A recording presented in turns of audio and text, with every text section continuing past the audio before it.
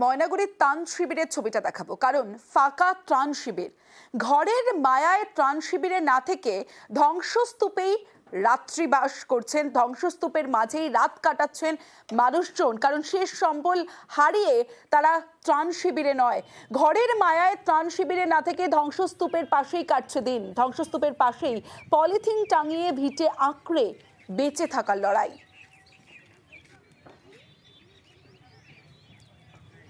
আমরা কইতে বাড়িঘর ভাঙে গেছি, এলাম মানে বাড়িঘর করলে না ভালোই হয়। হ্যাঁ, পলিথিন পেয়েছি। আমরা তো সাহায্য চাই। এই তো বাড়িঘর দিলে একটু ভালো হয়। এখানে থাকতে হবে। রবিবারের কয়েক মিনিটের ঝড়, আর সেই ঝড়ে চারজনের মৃত্যু, ৩ শতাধিক মানুষ আহত। আর সেই ঝড়ের আতঙ্ক কাটাতে এখন ভরসা মনোবিদ। রবিবার উত্তরের ৩ জেলায় ৪ মিনিটের ঝড়ে ব্যাপক ক্ষয়ক্ষতি হয়। টর্নেডোর সেই মুহূর্তের ছবি এখনো অনেকের মনে আতঙ্ক তৈরি করেছে। ঝড়ে ঘর হারাদের মনে এখনো মিনি টর্নেডো আতঙ্ক, আর ঝড়ের আতঙ্কে কাঁটা অনেকেই। তাদের আতঙ্ক কাটাতে কাউন্সেলিং এর ব্যবস্থা করেছে স্বাস্থ্য দফতর।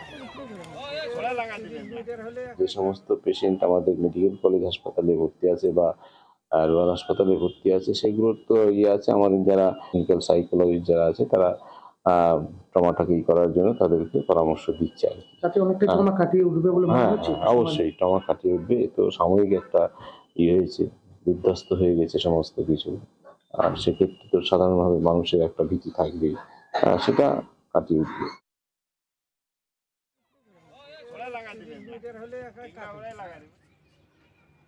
মালটা ডুবে গেছে।